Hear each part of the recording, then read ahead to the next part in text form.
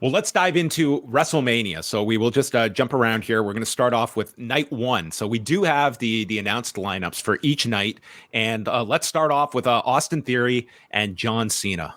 Way, you have been very focused on this match. What becomes of Austin Theory in this match? And what is the goal of this match?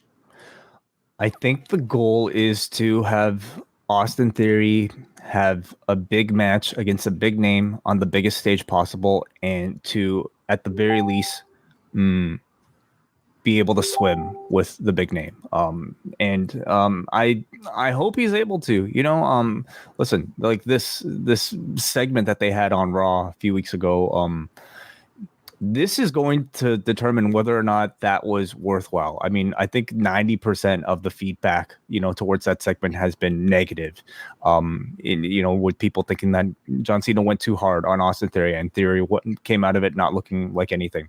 This is supposed to be the reason why, hopefully, he went so hard. Is to see Theory give Cena his comeuppance. I have no doubt that Theory is going to end up winning this one. Now, if he doesn't win, that's a whole nother question. But I have a feeling he doesn't just need to win, though. He has to look impressive, and in performance, and especially the promo the next night on Raw. It has to be at a level that is impressive enough to allow people to think that he's deserving of this push. And a lot of people are still questioning that at this point.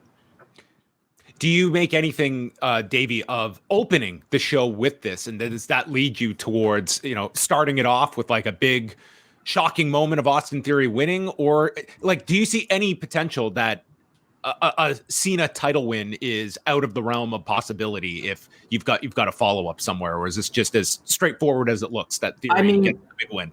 If you're getting Cena maybe on the Puerto Rico show or something like that, you might want to put the title on him to have a defense there in a big kind of stadium in Puerto Rico. I don't really see it happening. I think Theory is the guy they're going to go with.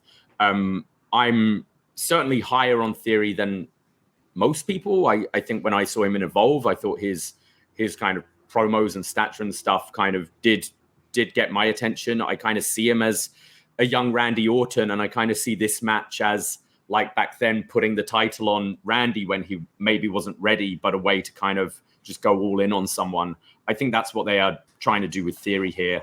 And maybe it's way because that promo was so hard and Cena kind of saying, either way, you're going to lose because on Monday you're going to be booed or whatever. Maybe having it very early on in WrestleMania weekend is a way to kind of get the fans sort of forget about it by the time Raw comes around. So maybe it's not such a negative reaction. I'm not sure, but I pretty much see Theory winning this.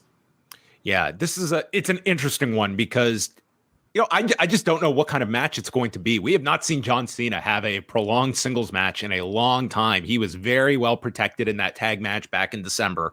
But yeah, that promo, like that was our buildup for this. It would seem like this would be it would set Theory back a lot if this is not just a win, but also, as Way mentioned, a very impressive performance. And the follow-up on Monday is very key as well. So it's certainly an intriguing match from the different setups that they have relied upon. Seth Rollins against Logan Paul. If you were to take Logan Paul at his word, his deal is up this weekend. I don't know how much stock people put into that. But this is also one where Seth Rollins has outlined, if I lose to him, he's not the joke. I am. Are we in a position, Davie, where this is Seth Rollins getting a much needed win, or are you continuing with Logan Paul? I feel the way it's going, like Logan's had the upper hand on Seth every single time, which typically leads you to believe that Seth's going to then win the big match. But I also do see Logan and Cody maybe as a sort of Saudi Arabia match, in which case I think you want to give the win to Logan Paul. So I think I'm going with Logan Paul here. Way? I think they could probably still do Cody versus Logan Paul, even if Logan takes the loss. The way they book their title matches is not necessarily based on any sort of ranking system. And if you're Logan Paul, you can gain heat and you can gain the attention of a Cody Rhodes. For Cody to want to challenge Logan Paul simply by being Logan Paul, I guess, the question of who should win is maybe more dependent on whether or not Logan Paul is indeed staying, of course. And also, do they want to give Seth Rollins a big babyface moment coming out of the show? I'm maybe more leaning towards Seth at this point. The man has taken some pretty high profile losses, especially on the big stage, and maybe this is the year for him to get that big sing along at the end of the match. I think this could be one of the big standout matches, especially from that first night, maybe of the entire weekend. At this point, I don't think we're grading Logan Paul matches on a curve. They are fun and they are very impressive, athletically impressive. And you're talking about probably the best athlete on the roster in a Seth Rollins, the guy who could potentially deliver the best match on either night. So I'm looking forward to this as maybe one of the potential match of the night candidates. Yeah, I think this one is going to deliver in a big way. And I think where Logan Paul is now as a heel, that he's near bulletproof, that no loss is going to harm this guy as long as you give him a microphone and you can just put him into his next program. And just given the angle on Monday, that kind of leans me towards Seth getting a win, as he's kind of in that weird area where he's never lost in the shuffle, but at the same time, you do need those key wins every now and then. I can see that being sort of the payoff here. Dakota Kai, Bayley, and Io Sky against Trish Stratus, Lita, and Becky Lynch. And I guess the overwhelming sentiment is the expectation of some kind of turn involving Trish, and then it's Trish Becky coming out of this. And we know with the tag title situation that Lita would have to stick around as well. So how that is figured in. Davie, where do you see this one going? Is this just Damage Control getting the win by way of an angle that overshadows this match, or do you see a potentially different direction? Yeah, I do. With Becky and Lita being champions, I see this story kind of continuing, and maybe it is Trish that turns, and you could do Trish and Bayley against Becky and Lita at Backlash or something like that, maybe. But yeah, I see Damage Control here. I really think, Wade, that Damage Control needs something. Like they are missing something. Like Dakota Kai and Io Sky, like it is part of the story that they're the lackeys, but they really are just so nondescript. And I think even Bayley, like I don't think she has excelled in the leadership role. Like she talks great, but the group is missing something. It's missing something. And if it's Trish being paired with them, something. Damage Control just needs something. Because the current presentation, I don't think it's working for any of the three of them. I think the entire division needs something, John, and maybe that something is maybe a more focus on character development and storyline, which they've had. It's not like for a lack of TV time, but every single segment that we've seen involving a lot of this cast hasn't necessarily elevated any single person, hasn't necessarily developed any sort of like significant story or I don't know, reason for you to want to cheer for either of them. I think the most we got was Becky Lynch this past Monday, talking about, I beat you guys, why are we running in circles? Why are we having this match? Because that felt very authentic and very genuine. I'm not a fan of the way they built to this. It feels like just, trying to cram some sort of like nostalgic involvement for the sake of it. I'm most interested in seeing the result coming out of this, this, especially if it's a Trish heel turn, something fresh, that would at least be different.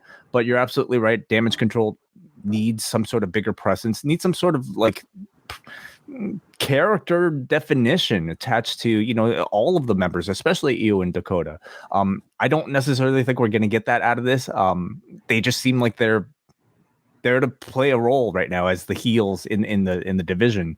But hopefully we get something interesting coming out of with Trish. Men's four-way WrestleMania showcase: Braun Strowman and his little buddy Ricochet, the Street Profits, Alpha Academy, and the Viking Raiders. I honestly think this is going to be one of the sleeper matches on the show. You just got a lot of great talent in this match to put something together in probably a limited amount of time. But every show is going to have a smoke break for Braden Harrington, and I think that this could be it, Davie. Yeah, like there's no real story going into this. As you said, I think there's fun people here that could put on a good match, but also it's talents you see paired off a lot of the time on Raw anyway. I'd go maybe Street Profits. I think they're the most established team there, and I think maybe deserve the win over the four. But yeah, there's not a whole lot of interest going into these showcase matches. Any pick way? Well, Pick wise, for it's not for a tag team championship. We don't even know if it's for a tag team title shot. You would think so. Momentum, sure. I would pick the Viking Raiders. They're probably the team that might be pushed most seriously because you've already kind of gone through so much with the Street Profits. Otis and Gable are involved with the Maximum Male Models. I'm sure you'll see some involvement with Maxine there. And Braun and Ricochet have kind of had their shots too. So it looks like they might be putting a lot more behind the Viking Raiders lately. I want this to be a nice, succinct 7-10, just fast paced. Everybody gets in there and gets their big spots in and just leaves the audience hopefully wanting more of this tag team division. They can deliver this style. And especially on a card like this, it could potentially end up being maybe a welcome addition. Yeah, I think in the right light, like this could be, it's not going in, I think, with any sort of buzz or attention, but it could be very good just given the key players. Charlotte Flair and Rhea Ripley for the SmackDown Women's Championship. Where does this go on the card if Davie is putting the order together on the whiteboard backstage? I do find it very interesting that they haven't announced where it is yet, and that considering that they've announced Cena's opening and Roman and Cody are closing and where everything else kind of is on the card, it shows that they're still kind of maybe going back and forth with what does close. I wouldn't put it as the main event of night one. I think having Sami and Kevin winning the title and like leaving that as a sort of a cliffhanger as part of a story that is continuing into night two makes the most sense. But it absolutely wouldn't surprise me if they do headline here. I think the match is going to be really good. I haven't really been into the story. I liked them in the empty arena match, and now you've got all the production, and you've got the crowd, and you're going to have Rhea Ripley being played out by the band, I believe. I think it's going to be a really good match, but I don't think it should close. So Rhea's getting the special entrance? That's what I think I read, that the band who does a theme are playing her out. There's a lot of screaming and probably pyro accompanying her. I mean, you can always look at these WrestleMania shows and like, who are the big stars that you're going to isolate? Rhea Ripley is one of them this year. I think that this is so designed for Rhea to win. I'm with Davie. I think it's going to be a very good match. I haven't been as negative on the build towards this, but Charlotte has been in a weird position in the lead up to this where I don't think the audience knows how to react to her. It almost just feels as though she is keeping this belt warm for Rhea Ripley, which is a tough spot to be in for a performer. But they could go out, have a great match, but I don't care what positioning you have for Rhea. She is going to be a giant babyface going into this match, during the match, and coming out of this match. And maybe that's going to be difficult if they want to maintain her in this heel role, or they just lean into what the natural reaction is going to be, because I cannot fathom that she's not going to feel like a major babyface by the fallout of this. And I think we've seen WWE probably expect as much. I mean, even though Rhea is technically the heel in this feud, she's done several things over the past weeks where I don't see the WWE fighting against the babyface reaction. Same with Charlotte on the other end. I think they just want a significant, reaction of any sort for this. And if it means a babyface reaction for Rhea, well, that's the project. That's the only point of this thing. Charlotte, I think we now know, wasn't necessarily supposed to be in this spot. It was supposed to be, Ronda Rousey is a champion. And for whatever reason, they had to put Charlotte in this situation. So you kind of feel for her, and you can kind of see it in her performance. She's far more comfortable probably being a heel than being a babyface against somebody who is a heel that is cheered like a babyface. But all that matters is that these two have a good match, and you end whatever, wherever this is placed on the show, with Rhea Ripley holding the championship above her head and getting the fireworks, getting the whatever confetti, whatever they do. I think this could main event successfully. Again, I look towards the Belair and Sasha main event match as sort of like your template of a build that wasn't that great, but we come out of it only talking about and remembering the match itself. As long as it's maybe distance enough from Sami and Kevin, I think there will still be significant interest in this main event for them to have a successful outcome and a successful closing moment.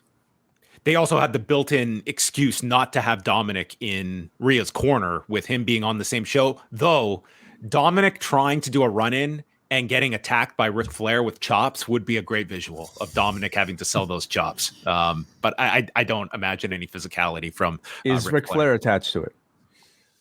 I'm going to say no. Can you see Flair involved, Davie? No, I don't think so. I think especially if you're going with Rhea going over and leaning into that babyface role, I don't see what Rick really adds to this. What was the latest of the storyline relationship with Rick and Charlotte? Did they make up after the whole Lacey Evans stuff on Well, on you had Charlotte mention Flair and how in one of her promos and how but she was also kicking him in the balls at one of the last times too. So I mean, it's hard to keep heals track. All wounds. I guess so. Yeah, literal and figurative. And then Rey and Dominik. Listen, there's some great matches on the show, but I'm really looking forward to this. I think this has been a great buildup, and like this is one honestly, like it can go anywhere on the show. I think this has the chance to be the most heated of the matches on this because of how great both have been. It's like a lot of the praise goes to Dominik, but dude, Rey is the ultimate babyface, like the ultimate dad here, that just had too much of his son. And you know, the conventional wisdom is that Rey beats the son, but I actually loved Andrew Thompson's idea that the spinoff of this is Dominik and Damian Priest in Puerto Rico in May against Rey and Bad Bunny. I think that's that could headline that show in Puerto Rico. So all credit to Andrew Thompson for that idea. I think that's a cool idea, but to get to there, perhaps Dominik does win this and beat the father. Like that builds more heat for this, that Dominik beats the father. And you can afford to have a big heel win here in the middle of the show, with all the other stuff that you have going on here. I think ultimately this has to culminate with like hair versus mask at some point, but you can hold that off for months and months. Yeah, I can't wait for this match. I think they've done such a good job. To get a whole crowd cheering a father punching his son is a success. I think they've done it really well. They've peaked at the right moments. I think there's going to be a lot of bells and whistles with this match, but ultimately I think it's going to be very entertaining. I see Vicky Guerrero bringing out Dominik. I think that would be pretty to get extra in a lowrider. Yeah. And then I think Rey's going to win. And we did just do a review of WrestleMania 19 on our Poison Rana Patreon. And I can see Rey win. I think Dom crying in the corner and Rey being like, come on, let's make up. And then like Shawn and Jericho, Dominik kicks him in the dick to keep the feud going and get that heat back. That's what I see happening here. That's what I do. Or maybe a nod to Cody and Dustin. I don't need a partner. I need a father. And then kicks him in the dick. Yeah. So there you have it. Will we get a dick kick? Wait. A dick kick. Very possible. The Dominik kick. Ooh, very nice. Yeah.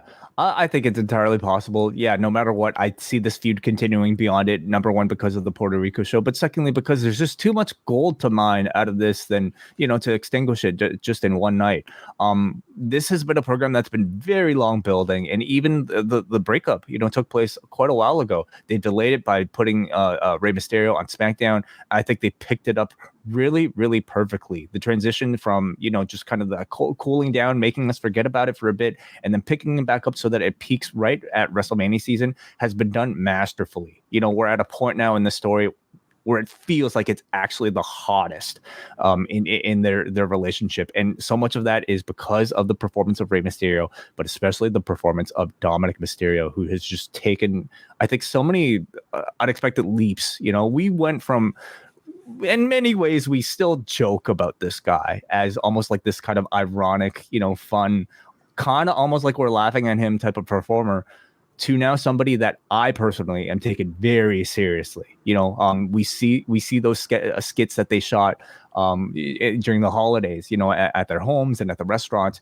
and he delivers in almost all of them. He has made Rhea Ripley into a bigger star and a bigger act. Judgment Day as a whole has, I think, significantly improved, specifically because of Dominik Mysterio.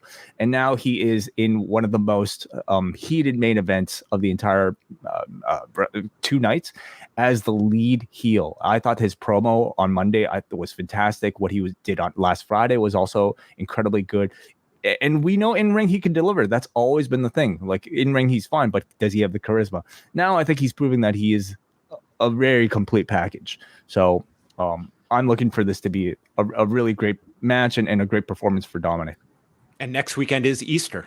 So it's time. It's time to send that crew out to the Mysterio home. Honestly, the guy has had a lot of health problems, so I don't think that traveling on the road is probably likely. But man, if you were transitioning Rhea away from the Judgment Day into this babyface role, it would be such a great pairing of Conan giving the speech the night before, and then he joins Dominik.